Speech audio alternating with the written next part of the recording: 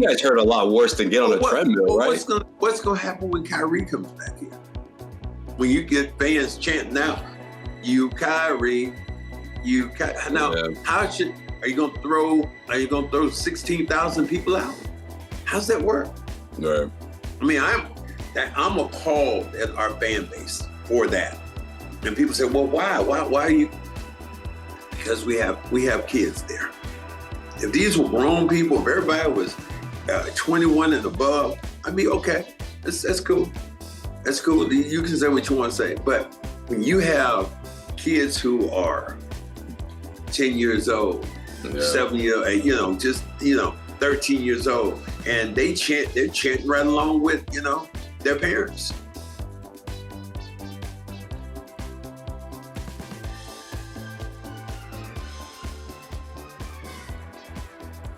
The Cedric Maxwell podcast is brought to you by FanDuel, the exclusive wagering partner of the CLNS Media Network.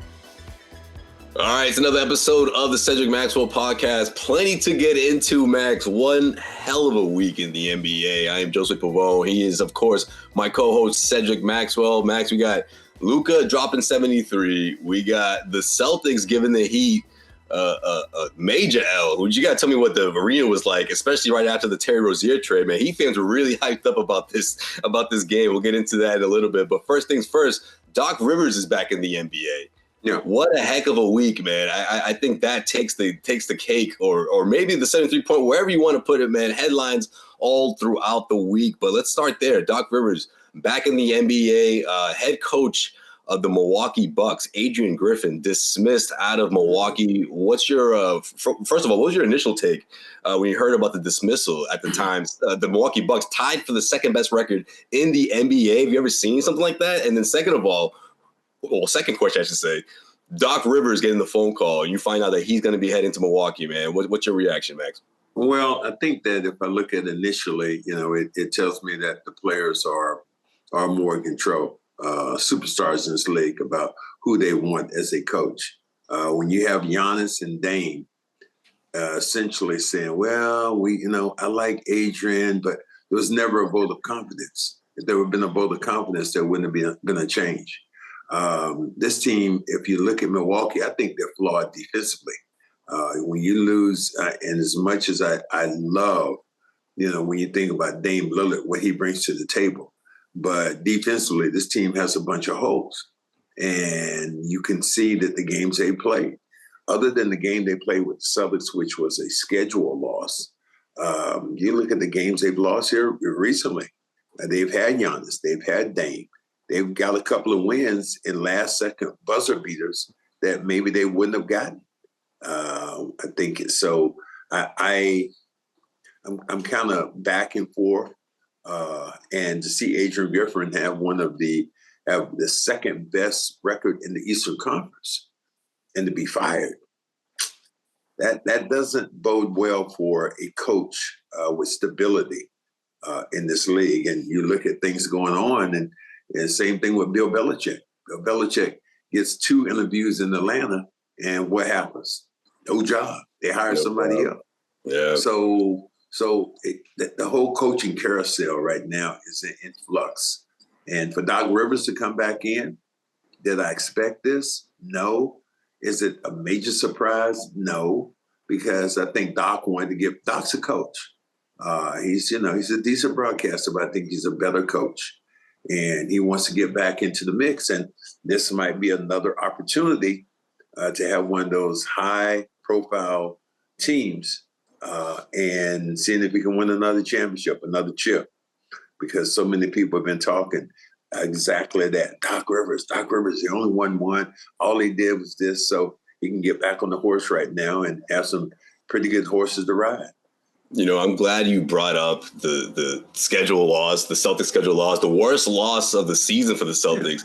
Yeah. That didn't even convince the Bucks, or Giannis and these guys that, hey, we can still compete, right? We got this amazing record, but the defense, if you look at all the stats, it's been terrible this year. And they know Giannis has been there. Giannis has made so many trips, deep trips into the play or deep runs throughout the playoffs. Obviously won it all back in 2021, so he knows what it takes. And he's looking around. He's like, look, this isn't it. We don't like the defense.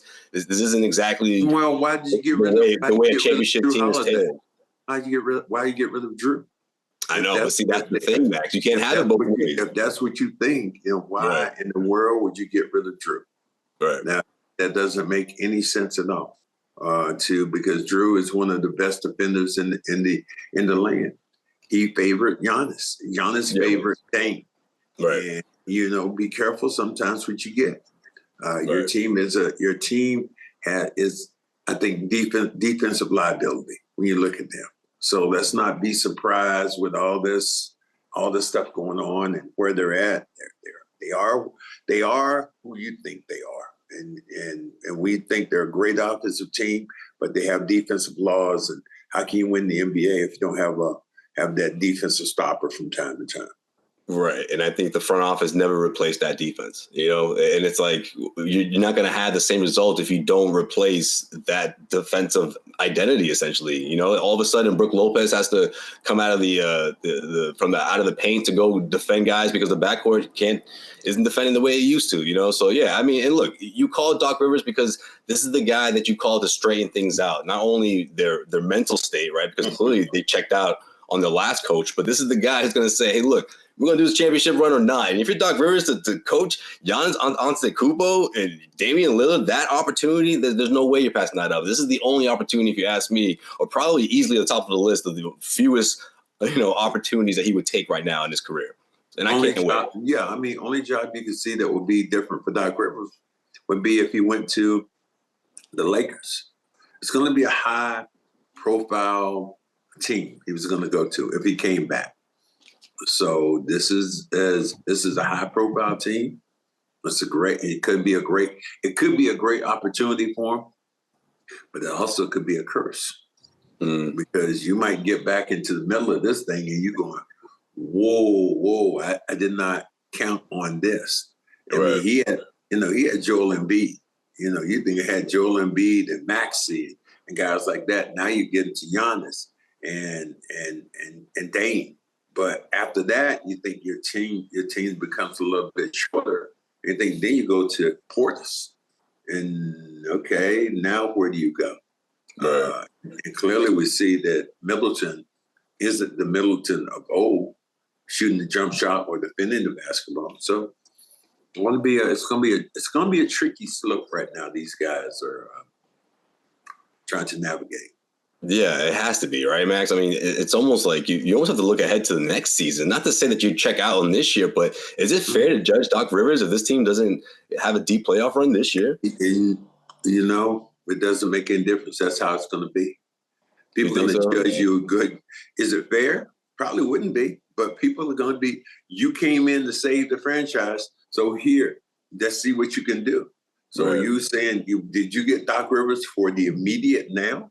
Or you got Doc Rivers for what he can do 2-3 years down the line. I don't think that you got Doc Rivers for that. You got Doc Rivers for this run right now. Giannis happened to love him. Dame loves him.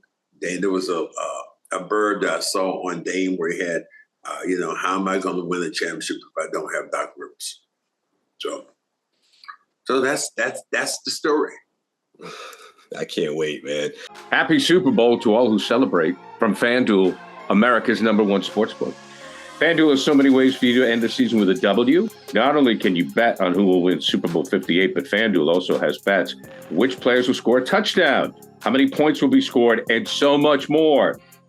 New customers join today and you get $200 in bonus bets if your first bet of $5 or more wins. Just visit FanDuel.com/Boston to sign up.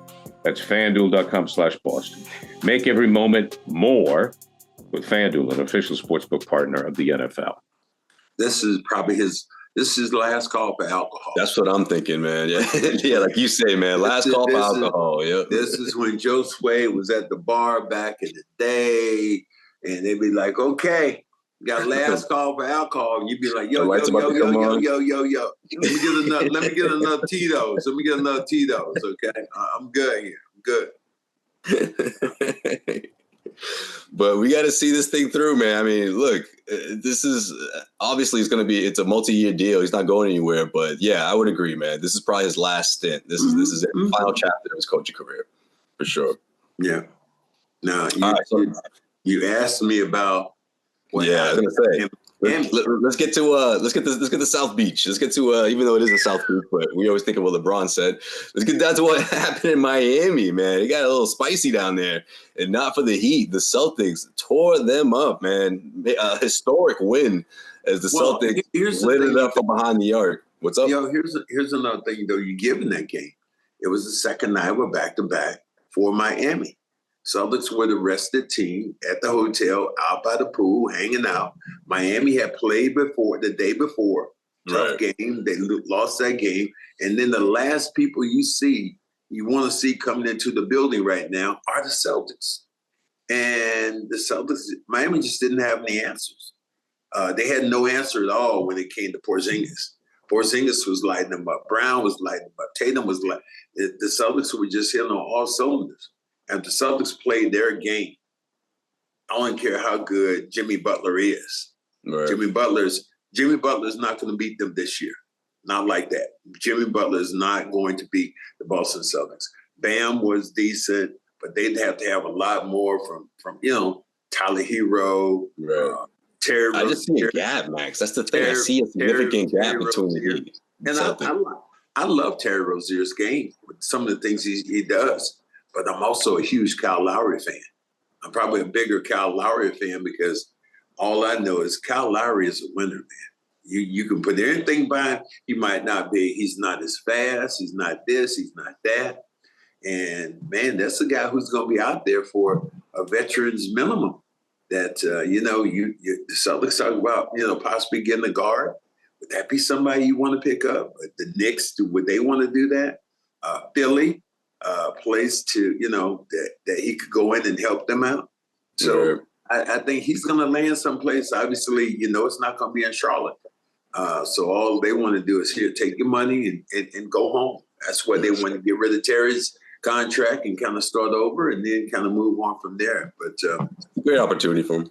Yeah, but I think that the matchup, there are a lot of matchup problems this year, more matchup problems this year for Miami than there ever's been with the Celtics. And I think you look at Porzingis presents a huge problem. Right. Bam, over the last couple of years, he's just been roaming defensively, because if you guard Rob Williams, if you can keep him away from the rim to block, to dunk, he wouldn't get a lot of more offense. Right. But now that when you have Porzingis stepping out, knocking down threes or driving toward the paint, and I talked to somebody, he twisted his ankle, but they don't think it was a severe twist. So we'll see if he's going to be back tonight for the game. Or they're going to considered doubtful, but let him rest for a couple more days. Right. Yeah, I mean, listen, that's the thing, man. I just see the significant gap. And I always looked at the Porzingis move as a direct, obviously what was best for this team, what was best for starting lineup, what was best for Tatum and Jaylen Brown, but also based off of what happened in that Eastern Conference Final Series last year. They didn't have someone like that. Like you just put it, Rob Williams, what they were able to do with him and make him, not a factor at times throughout that series, attacking the rim. Now you got someone like Porzingis that you have to go out and defend, right? You can't leave him out there because he'll get going from behind the arc. Like he will defend the rim as well. Knock the shots down. He'll defend the rim. He's not going to block the shots the way Rob will, but because he's so long, he's going to change the trajectory of shots. Exactly. That can be just as effective.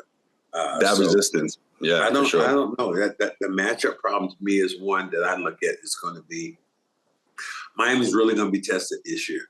Now, I think one of the funny things people are talking about down in Miami is that Eric Spoelstra just finished his divorce and then signed his new contract after the divorce was completed. Yeah. Miami's real for that. Is that smart? Yeah. Yeah. So you don't have to share that new money with your ex-wife. You're doing the old organization, they're a real one. New money. And so a lot of people were talking about that down in Miami, but just a very,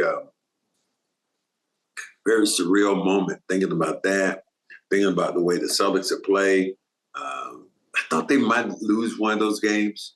I thought they might have lose. They beat Houston.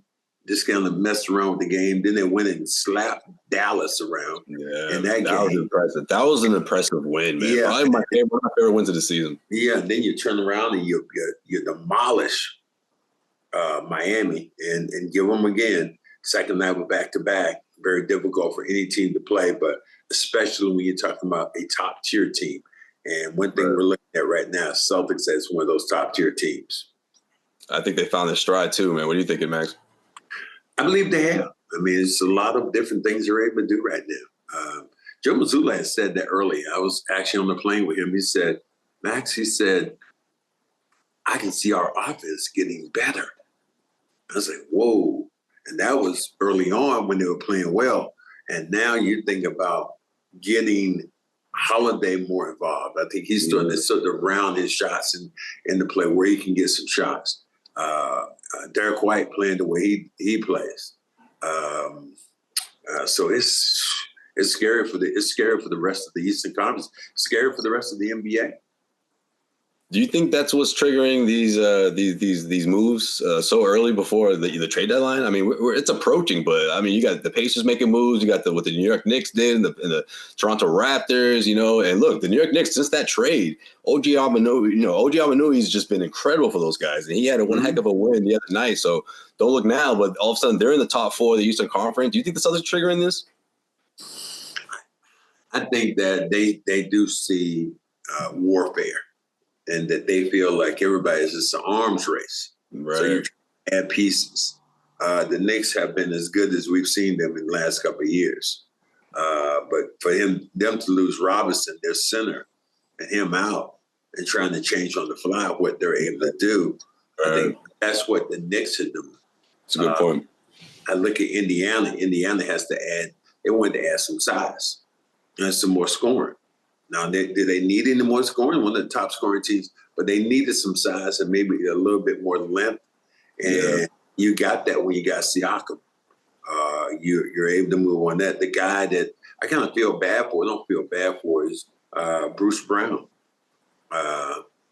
Boston native, won his chip with Denver, and then turned around and got a bag from Indiana. But before he could go in the bag, he's out towards Toronto already. Yeah. So the league is really something.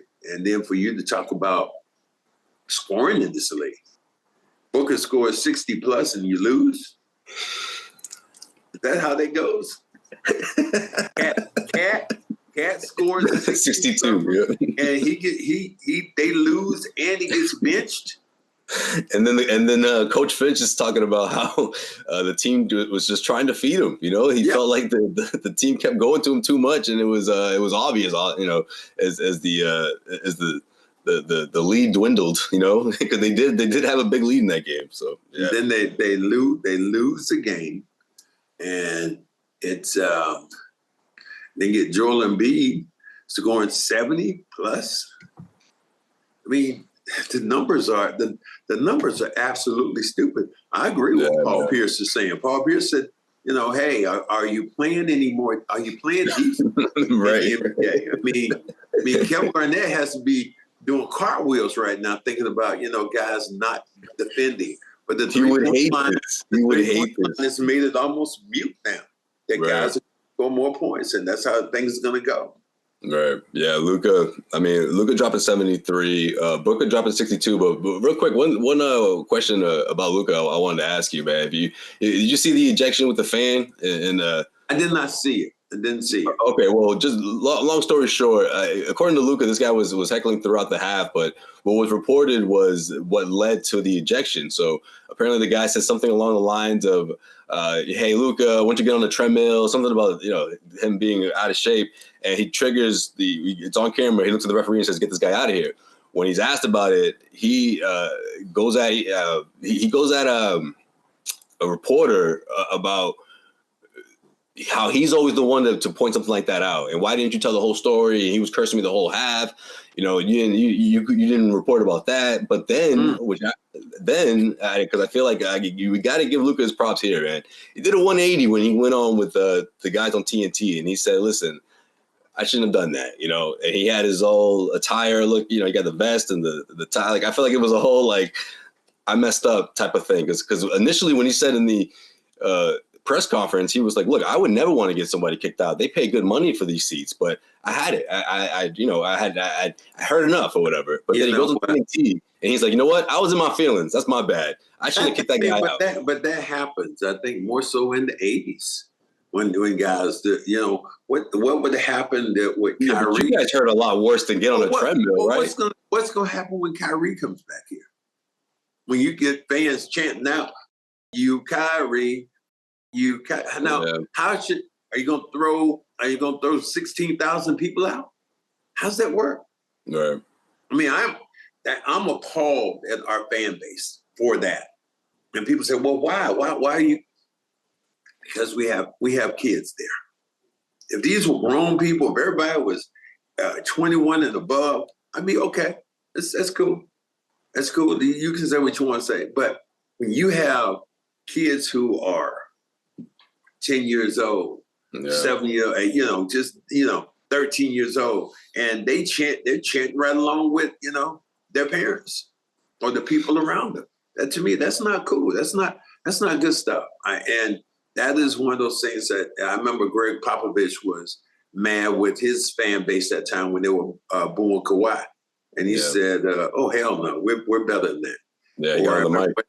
It was a game that was done it was a football game one time. And they were throwing snowballs or doing something in Cincinnati. And the guy went and got on the microphone, the coach went and said, God damn it. He said, this ain't Cleveland. You know, we ain't doing this. And fans have kind of gotten out of control, but the players at the same time, their feelings, their feelings, they're real soft with their feelings, Josue. You can't really say anything to them that would be, especially about his weight. I guess he hit a nerve there. He must have hit a nerve. Luka didn't like that. Is that like calling a woman? Is that like you see a woman you dated somebody before? Damn, baby, can you drop a few pounds? Oh, Josue, is that a no-no? Is that a no? That's the biggest no-no of the no-nos. Yeah, for sure. Okay, yeah. Well, how do you say it to a woman in that case? We say, God, you want to go? Hey, babe, let's go work out. Is that a good way to say it? Or does she take offense to that? No, she won't. No, you got to say, let's take a walk around the city. You know, it's got to be nice out, though. That's the thing. If it's cold in the winter, forget it. You got to save it for the spring. You got to save it. But, man, I'm just surprised that Luka did this. But at the same time, again, I got to give him his props because he did the 180. He said, look, I was in my feelings. I shouldn't have had that guy kicked out, you know. So I like it. You should give him a free pair of free tickets. What do you do? Does he go back and apologize to the fan? Does he find that person? He should try. Give him a pair of tickets or something. Hook him up. Yeah. Okay. And then make a joke out of it about his weight and see what he says. But my last question for you, Max, though, in line with everything you just said about all these guys dropping points and left and right, 73 points for Luka, 62 for Booker, and Embiid 70. Like Paul said, what's going on in the NBA, man? You think there's something to this? Is the NBA people don't play defense anymore? The soft is cotton. That what we say about defenders. They don't get up in you the way that, and the league in a lot of ways has promoted that. Whereby no hand checking, no this, no that. And this league is about scoring.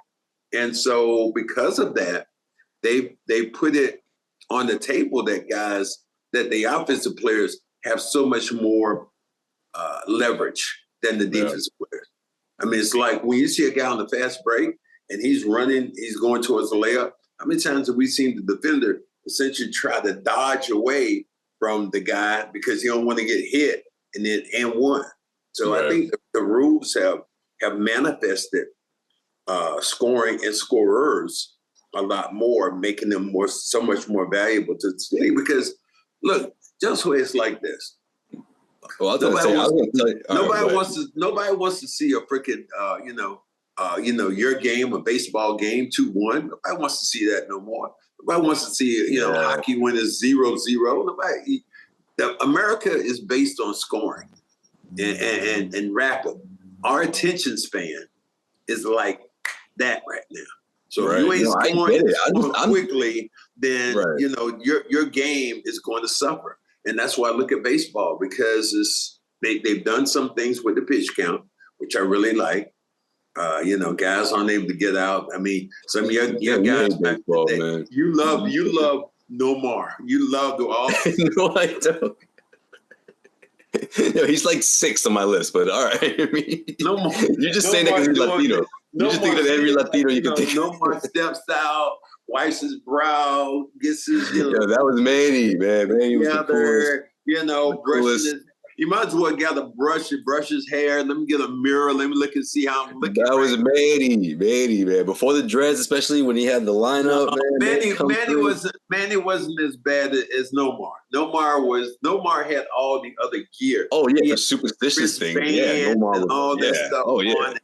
So but for a little of a 10-year-old me, seeing Manny the way he was, man, Manny just get up and swing. He was the coolest hitter, man. He was the coolest hitter. Manny just gets up and swings, man. So that's why I always wonder about. That's why I always wonder about your Mount Rushmore, because if I ask you about Manny, your eyes they go back in your head. But if I ask you about Big Papi, you're going. So who's your favorite player, Manny or Big Papi? Manny's my favorite player. Okay. But Ortiz is more Mount Rushmore than Manny because he didn't stay around. He didn't stick around. So, but anyway, man, you gave me off topic here, man. I forgot what I was going to say. That's what we do, Josue. Yeah, I know. You know what? Our podcast is about. As I'm saying it, I'm like, that's what we do. And it's about having a conversation. If your conversation is one-sided, then you need to go to somebody else's podcast, because we're going to be talking about all kind of things. We're going to keep it on the hunt. I mean, we talk about all these things that happen. We talk about, did you believe that Belichick hadn't got hired yet? How about that? Did you believe that? No. You're in the media. Do you believe that Bill Belichick has not got a friggin' job? Why? Because reputations carry, man. They carry around, and people don't. What's his reputation? Honestly, I'm asking you on the spot right now. What's his reputation? My way or the highway. Do this, and there's no other option. I don't want any input. I just think it's a generation. They don't abide by that. You see this? What does that mean? Six what? 6 Super Bowls? 6 Super Bowls? How many they won? How many you get with Tom Brady? How many with or without Brady? Damn, how many Brady got one without him? What does that mean? He did. What does that mean? Because he got one, but he did. But he had those pieces in line. And I don't think anybody can complain. I mean, he's going to go down as one of the great coaches. But I was reading something the other day, and the guy didn't like this. He said, with Belichick, you have to be able to go in, essentially, clean your entire building now, because he wants control in that way. Reminds me a lot of Bill Fitch that I had during the – Bill Fitch wanted control of everything, from the secretaries to the ball boy to the people sweeping the floor. To the trades, to the offseason moves. He had all the control. Yeah, and if you don't – and if you are a coach, if you are an owner, are you willing to sell your soul for that way to say, okay, yeah, I'm going to give you all the power? And then you start to look at his record in the last, 4 years? Now you're going 6 Super Bowls, but your record in the last 4 years. Mm-hmm. That's really interesting. No, that's the thing, man. And look, I am surprised that he there's no other interviews out there. That does surprise me. But the Atlanta thing, though, doesn't shock me. When it came down to it, they made a decision. But I'm surprised that there isn't other that phone's not ringing.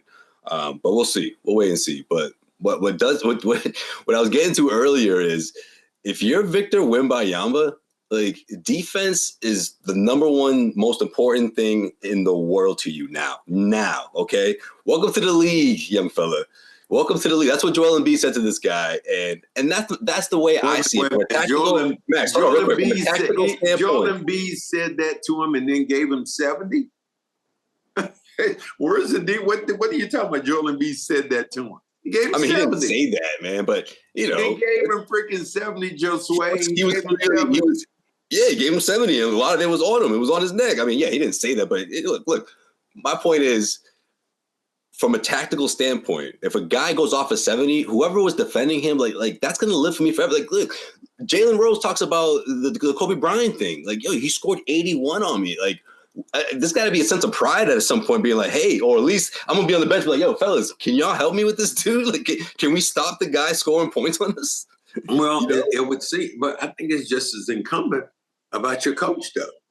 If a guy's scoring that way, what do? Do you double team him? You get the ball out of his hands. So if a guy's that hot, is that what you do? Or you just let him stay on the island by himself? Apparently, you let him stay on the island by himself, or you double team him and make him pass the ball to somebody else. So don't give me this. Don't give me this shit about it's the player. That damn it might be the coach. Because if I need help, and I need help a lot of times, I scream, help! I need help. I'm not gonna be like no. But if you still like, I remember one of the best examples that we have with that is Paul Pierce. And I'm going to forget the guy's name right now. Harrington was his name. You remember with Indiana? Al Harrington. Yeah. Al Harrington was guarding Paul Pierce. That's right. Paul Pierce was scoring points. And somebody said, no, let me switch up. I got it. And Al Harrington waved him off like, fuck that. I got it. And Paul Pierce dribbled and said, you got me? You got me. That's right. Yeah. And Paul dropped. That was one of the most brutal moments I think cool. that Paul Pierce had. That was cool. Crazy. Yeah, I mean, because Paul is talking to him, dribbling, and he told him he's gonna go too. Harrington just wipes some guy. Yo, switch. Fuck that. I got him. And he's down in the stance, and Paul Pierce dribbling, looking at the clock. You got me? Okay, you got me. Oh man, Paul with the jump shot. Oh my God, that was brutal. That was one of the nastiest, maybe one of the nastiest plays I think I've ever seen in Celtic history. Oh, agreed. When you came to demoralizing an individual who was guarding somebody. I know Larry's done stuff before when he was playing, and I've seen him demoralize guys and teams. Atlanta, when he got the 60 on him in New Orleans, and guys on their bench falling over like that on the Atlanta's bench and getting fined later on. But that particular moment on the floor, man on man up, and Paul to knock that down on Harrington like that was brutal. That was just freaking brutal. That's pure basketball, man. That's what it's about, in the street. That makes you know what? That you can stop me. But see, that makes you happy because people, if you don't know it, this dude I'm looking at right now, Paul, if you want to see his face light up, let Paul get in the building. Let Paul Pierce get in the building. Josue is like, Paul, what's going? Paul, I'm thinking you're talking about basketball, man. Man, get out of here with that must smile. I'm like, you don't smile like that when Paul comes.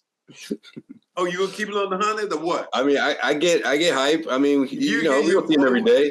We don't see him every day. As soon as I walk in the building, Paul's in the building, you've seen him before, you come up to me and going, have you seen him? You seen him? I'm like, who? He be asking for you. He sees me and says, what's up, Josue? How's everything? After the quick exchange, where's Max at? Where's Max at? I thought it was damn Santa Claus or something. Did you see him? I'm like, who are you talking about? Paul Pierce. He's here. I'm like, okay. You get you don't know how hyped you get. The shit is just funny to me when he gets in the building. I think I might do that with KG though. KG's in the building. I get pretty hyped about him. But I don't get hyped about Paul because I think he's talked shit to me so many years. I have a picture. I have a picture. I have a picture. I have to get an autograph. And Paul Pierce with my jersey on. With my number 31 on when they were retiring my jersey. Paul Pierce had to wear it. I thought that was it was brutal for him. He was like, he had to wear it. That's funny. He couldn't wait to take it off. He could not freaking wait to take it off. I died. Because of all those years he was cheering against you, man. He's a Laker at heart. Damn hater. That's what it is. Damn hater. All right. Well, that's gonna do it for this episode of the Cedric Maxwell podcast, man. Good stuff. You already know. Subscribe, rate, review. Join us, guys. We really do. Peace out. We'll see you guys next week, man. Have a good one.